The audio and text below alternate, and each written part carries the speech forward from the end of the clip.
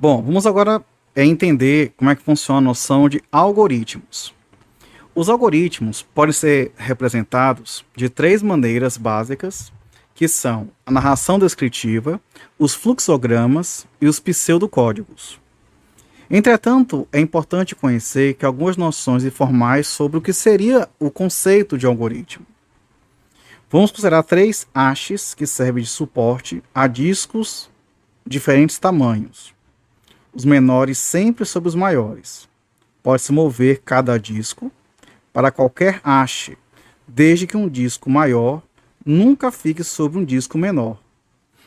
O objetivo é transferir os três discos de uma hash inicial para outra hash. Então aqui no desenho, hash assim os pauzinhos, entendeu?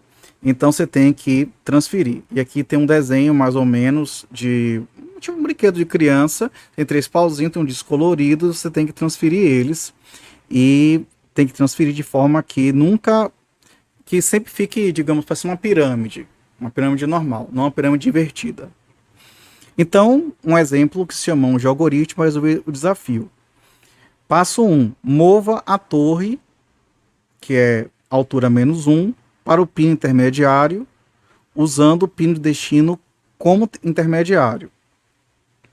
2, movo o disco restante para o pino destino.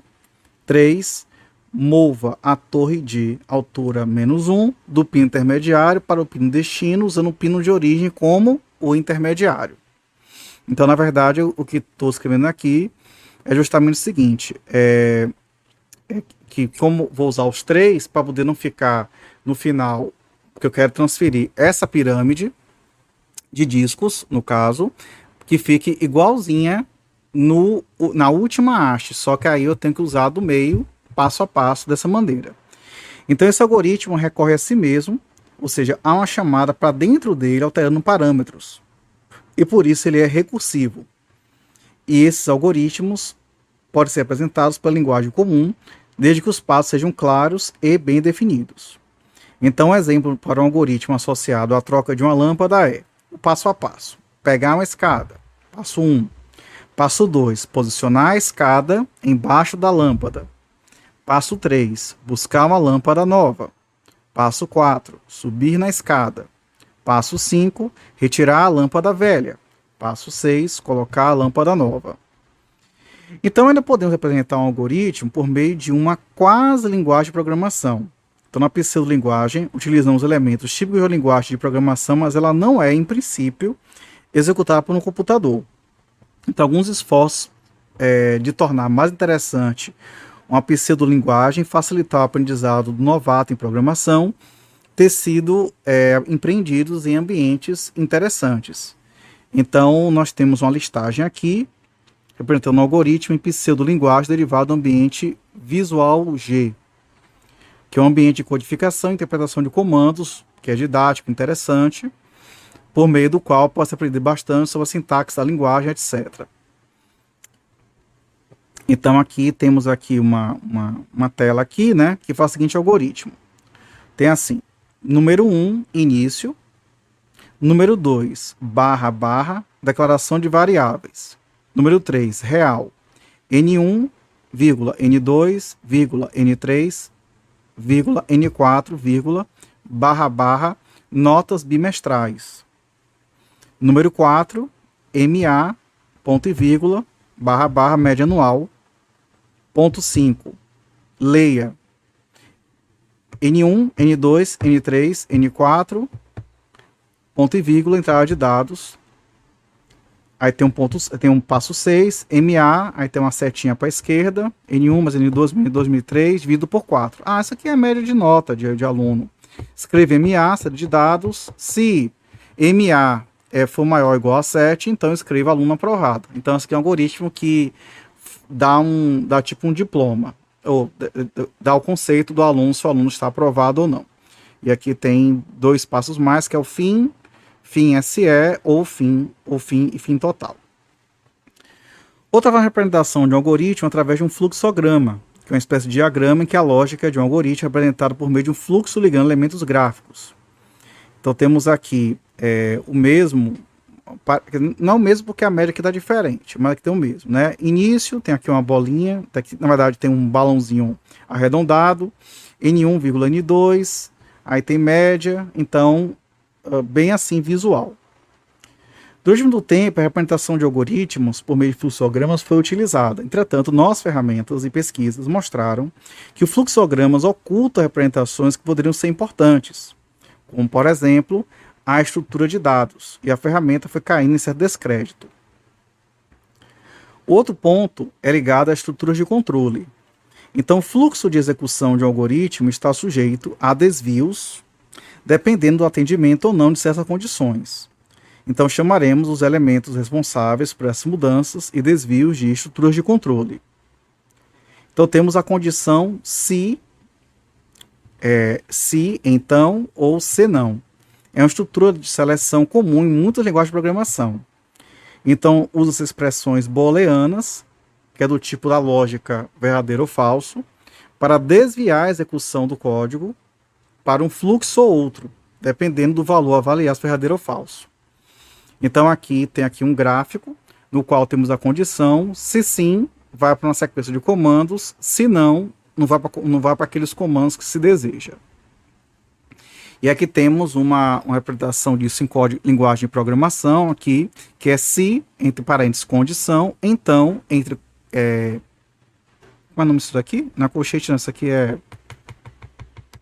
entre chave, comandos, fim-se. Fim-se.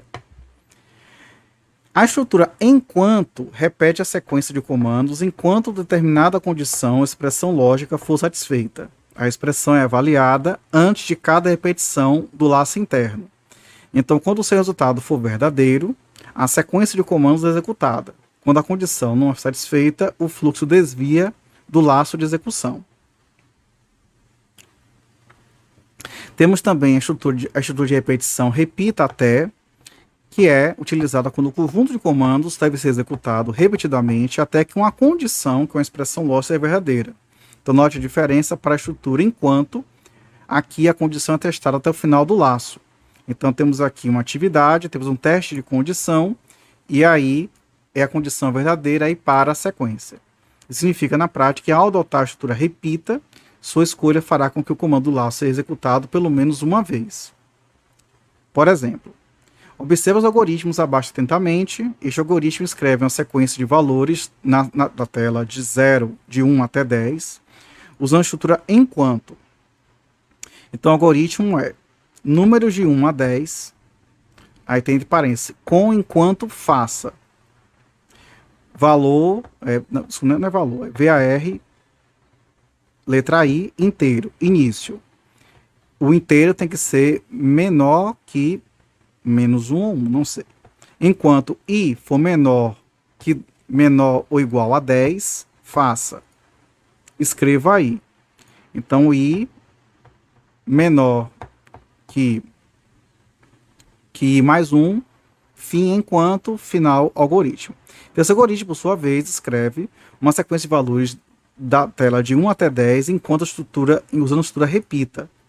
Então, início, repita, escreva número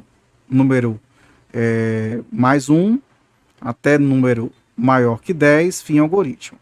Então é interessante observar que esses algoritmos, embora geralmente diferentes, geram o mesmo resultado. Pode-se usar outras estruturas de controle, como se sabe, a priori o número de repetições. Então, para variável contadora, de valor inicial até valor final, passo, incremento e faça. Entendi. E aqui nós temos isso aqui descrito no algoritmo daquelas questão de notas. Então, real, média anual de cada aluno, real ACM, acumulador, real MAT, média anual da turma, e etc. Temos também exemplo de análise de comparação entre algoritmos, busca de um elemento em uma lista. Então, em situações um pouco mais complexas, podemos ter métodos algorítmicos diferentes. O preço que se paga depende do tamanho da entrada de valores, do número de comparações realizadas, de situações específicas onde opera o algoritmo, etc. E vamos a um exemplo que é clássico e importante. Dado a lista de valores, o problema consiste em saber se determinado elemento pertence ou não pertence à lista. Temos a busca linear. o método da busca linear, o sequencial, faz com que o elemento em cada posição da lista seja comparado ao elemento que se busca. Esse processo é muito simples e está ilustrado na figura abaixo, em que se busca o número 54 na lista V. E esse algoritmo é na lista V, né? Então tá.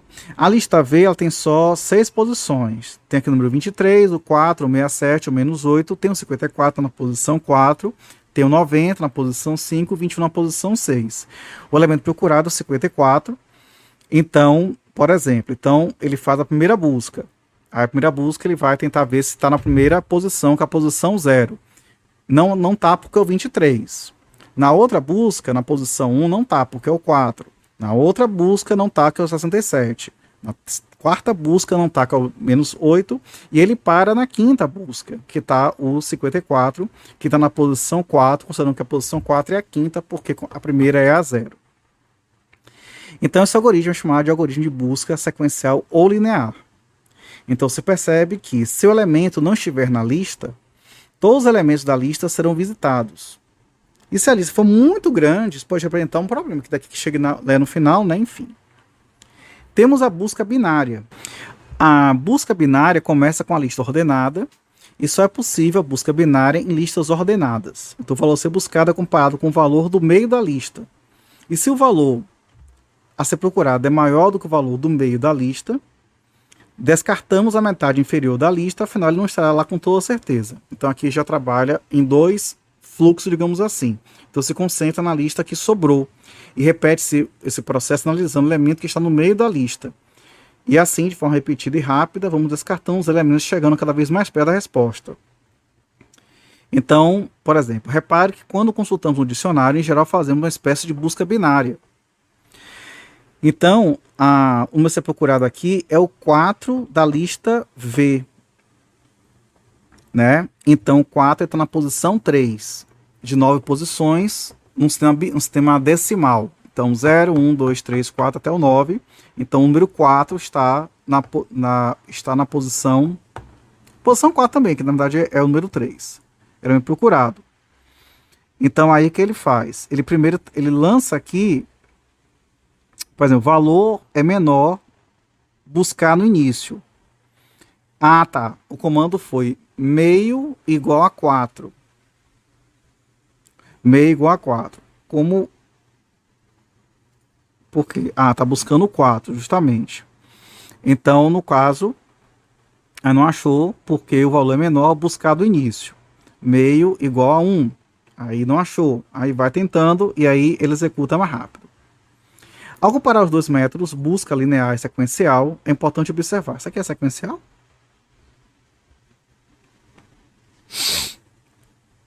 Isso aqui é busca binária. Bom, enfim. É importante observar. Primeiro, se a lista não está ordenada, a busca binária não se aplica. Se a busca sequencial é ineficiente para os conjuntos grandes valores da entrada, se o valor a ser buscado estiver logo no começo da lista, a busca sequencial é rápida. Mas isso é raro acontecer. Casos ótimos ou exceções não costumam ser muito considerados em análise de algoritmos.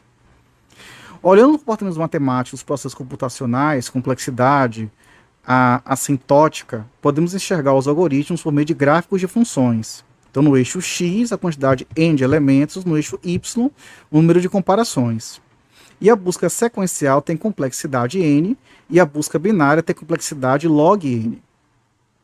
Então, como a função log n cresce significativamente mais devagar do que a busca linear em função do tamanho da entrada, dizemos que faz menos comparações, sendo mais eficiente do que a busca sequencial. Então, abaixo observa o gráfico à esquerda da busca binária e à direita sequencial. Então, aqui na esquerda da busca binária já faz um logaritmo. Então, ela já faz aquela barriguinha, aquela curvinha logo e já acha mais rápido. Na linear vai subindo 1 a 1 e ela é mais lenta. E é importante reforçar que o algoritmo de busca binária só opera a partir de uma lista ordenada de valores. Existem outros métodos de busca muito interessantes, o intuito foi só ilustrar isso. E aqui está falando sobre o Visual G, que permite criar, editar, interpretar e também executa algoritmos em Portugal, estruturado em português, como se fosse um programa normal de computador. É um programa de livre uso e distribuição, é grátis de domínio público, usado para escola lógica de programação. Depois eu vou dar uma olhadinha nisso. Biografia, vários livros aqui, e é isso daí.